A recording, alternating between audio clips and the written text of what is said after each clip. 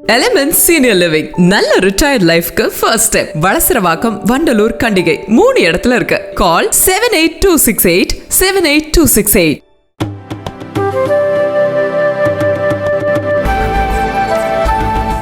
மாண்புமிகு சபாநாயகர் உள்ளிட்ட இந்த அவைக்கு எனது வணக்கத்தை தெரிவித்துக் கொள்கிறேன்.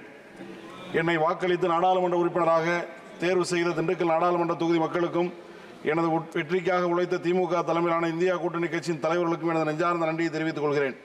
கல்வி மானிய கோரிக்கையின் மீதான எனது முதல் நாடாளுமன்ற பேச்சை பதிவு செய்வதில் பெருமிதம் கொள்கிறேன். மனிதவள மேம்பாட்டுத்துறை என்று இருந்த இந்த துறை கல்வித்துறை என்று பெயர் மாற்றம் செய்யப்பட்டிருப்பதை தவிர வேறு எந்த மாற்றமும் இந்த துறையில் ஏற்படவில்லை. எழுத்தறிவு பள்ளி கல்விக்கு தனியாகவும் உயர்கல்விக்கு தனியாகவும் நிதி ஒதுக்கீடு செய்யப்படுகிறது. எதிர்கால இந்தியாவிற்கான தேவையை உணர்ந்து கல்வித்துறைக்கான நிதி ஒதுக்கீட்டை அதிகப்படுத்த வேண்டுகிறோம். நாடு முழுவதும் பொதுப்பள்ளிகள் முழுவதையும் மாநில அரசுகளை நடத்துகின்றன. கேந்திரிய வித்யாலயா, நவோதயா வித்யாலயா மற்றும் சைனிக் பள்ளி போன்ற சிறப்பு பள்ளிகளையே ஒன்றிய அரசு நடத்துகிறது. இந்த பொது பள்ளிகளின் நிலையான வளர்ச்சிக்கான திட்டமாக இருக்கிற சமக்கர சிக்ஷா நிதியை அதிகப்படுத்தி எவ்வித நிபந்தனையுமின்றி மாநில அரசுகளுக்கு வழங்க வேண்டும் என கேட்டுக்கொள்கிறேன். PM ஸ்ரீ என்பது நாடு முழுவதும் மாதிரி பள்ளிகளை உருவாக்கி செயல்படுத்துவதற்கான திட்டம். இந்த திட்டங்களும் இரண்டு திட்டங்களுமே வெவ்வேறு நோக்கங்களை கொண்டது. இரண்டிற்கும் தனித்தனி தலைப்புகளின் கீழ் நிதி ஒப்புதலை இந்த மக்களவை தந்துள்ளது. ஆனால் PM ஸ்ரீ திட்டத்தை அமுலாக்கினால்தான் சமக்கர சிக்ஷா நிதியை கொடுப்பேன் என ஒன்றிய அரசு கூறுவது தவறானது. உடனடியாக இந்த நிதியை தமிழக அரசிற்கு வழங்க வேண்டும் என்று நான் கேட்டுக்கொள்கிறேன். நமது நாட்டில் 1968, 1986, 1991 ஆகிய காங்கிரஸ் ஆட்சி காலங்களில் கல்விக் கொள்கைகள் உருவாக்கப்பட்டது. இதன் மீது சில விமர்சனங்கள் இருந்தாலும் மாநிலங்கள் மீது அவற்றை திணிக்கவில்லை. ஒன்றிய அரசால் கொண்டு வரப்பட்டுள்ள புதிய கல்விக் கொள்கை 2020 மாநிலங்கள் கட்டாயமாக அமுலாக்க வேண்டும் என நிர்பந்தம் செய்யப்படுகிறது. பொது பள்ளிகளையும் கல்லூரி மற்றும் பல்கலைக்கழகங்களையும் நடத்தும் மாநில அரசுகளை அதிகாரம் செய்யும் அரசாகவே ஒன்றிய அரசு இருக்கிறது.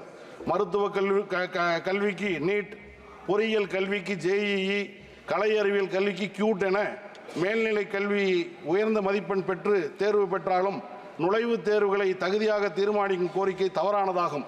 UG நீட் தேர்வில் கேள்வித்தாள் கசிவு, போனஸ் மதிப்பெண்கள் போன்ற முறைகேடுகள் நடந்துள்ளன. PG நீட் தேர்வு முதலில் 2024ஆம் ஆண்டு மார்ச் 11ஆம் தேதி அட்டவணையிடப்பட்டது. பின்பு ஜூன் 7க்கும் அதன் பிறகு ஜூன் 23க்கும் மாற்றப்பட்டது. ஜூன் 22 இரவு 10:30 மணிக்குத்தான் அந்த தேர்வு ரத்து செய்யப்பட்டதாக தேர்வாளருக்கு அறிவிக்கப்பட்டது. தற்போது மீண்டும் ஆகஸ்ட் 11 என்று மறுதேதிப்பட்டு விடப்பட்டுள்ளது. மையங்களை தேர்வு செய்வதற்கும் குழப்பம் ஏற்படுகிறது. கிட்டத்தட்ட தமிழ்நாட்டில் இருப்பவர்களுக்கு ஒரிசாவிலே ஒதுக்கீடு செய்யப்படுகிறது தேர்வு மையங்கள். ஆகவே இதில் இருக்கக்கூடிய குளறுபடிகளை முறைப்படுத்த வேண்டும் என்று நாங்கள் கேட்டுக்கொள்கிறோம்.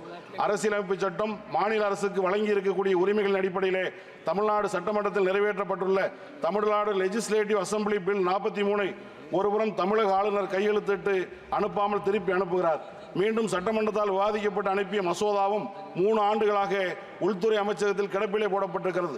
இம்மசோதாவுக்கு குடியரசுத் தலைவர் உடனடியாக ஒப்புதலை தர வேண்டும்.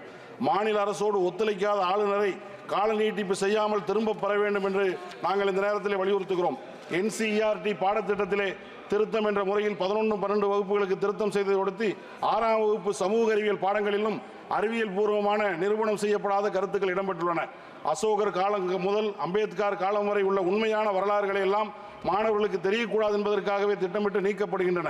காந்தி கிராமிய பல்கலைக்கழகம் கிராமப்புற மாணவர்களின் கல்வியை மேம்படுத்துவதற்காக உருவாக்கப்பட்ட பல்கலைக்கழகமாகும். இங்கு QUT தேர்வு மூலம் மாணவர்களது கல்வி வாய்ப்பு மறுக்கப்படுகிறது. இங்கு ஆராய்ச்சிக்கு உள்ளிட்ட பல்வேறு புதிய படிப்புகள் கொண்டு வரப்பட வேண்டும். திருவாரூர் மத்திய பல்கலைக்கழகம், கோவை அவினாசிலிங்கம் பல்கலைக்கழகம் உள்ளிட்ட மத்திய பல்கலைக்கழகங்களும் விரிவுபடுத்தப்பட வேண்டும். விழுப்புரம், ராமநாதபுரம் ஆகிய பின்தங்கிய மாவட்டங்களில் புதிய மத்திய பல்கலைக்கழகங்கள் துவக்கப்பட வேண்டும். பழனியில் ஆயுஷ் பல்கலைக்கழகம் உருவாக்க வேண்டும். ஒட்டஞ்சத்திரத்தில் மத்திய தோட்டக்கலை பல்கலைக்கழகம் உருவாக்க வேண்டும். கொடைக்கானலில் உள்ள மத்திய அரசினுடைய வேளாண்மை துறையின் கீழ் செயல்படுகிற ஆடு மற்றும் ரோமம் ஆராய்ச்சி நிலையத்தை மாணவர்கள் பயன்படுத்தக்கூடிய வகையிலே உட்கட்டமைப்பு வசதிகளை மேம்படுத்த வேண்டும். PM போஷன் என்ற திட்டம் தமிழ்நாடு அரசாங்கம் துவக்கி இருக்கக்கூடிய காலை உணவு திட்டம் போல இந்தியாவிற்கே முன்னுதாரணமாக அந்த திட்டத்தை எடுத்துக்கொண்டு நாடு முழுவதும் விரிவுபடுத்த வேண்டும். அந்த PM போஷன் திட்டத்திலே அதற்கான நிதி ஒதுக்கீட்டை கல்வித்துறை மூலமாக செய்ய வேண்டும் என்று நான் இந்த நேரத்தில் கேட்டுக்கொள்கிறேன். பிராந்திய மொழிகள் அனைத்திலும் போட்டித் தேர்வுகள் நிகழ்த்த அனுமதிக்க வேண்டும் என்று நாங்கள் கேட்டுக்கொள்கிறோம். அதே போல இன்றைக்கு நம்முடைய பேசிய உறுப்பினர் கூட இந்த புதிய கல்விக் கொள்கை என்பது ரிஷிகளை உருவாக்கக்கூடிய கல்விக் கொள்கை என்று சொன்னார்கள். ரிஷிகளை உருவாக்கக்கூடிய கல்விக் கொள்கை தேவையில்லை, விஞ்ஞானிகளை உருவாக்கக்கூடிய கல்விக் கொள்கை தான் இந்தியாவிற்கு தேவை என்பதை மட்டும் இந்த நேரத்தில் நாங்கள் பதிவு செய்ய விரும்புகிறோம். நன்றி, வணக்கம். Thank you sir.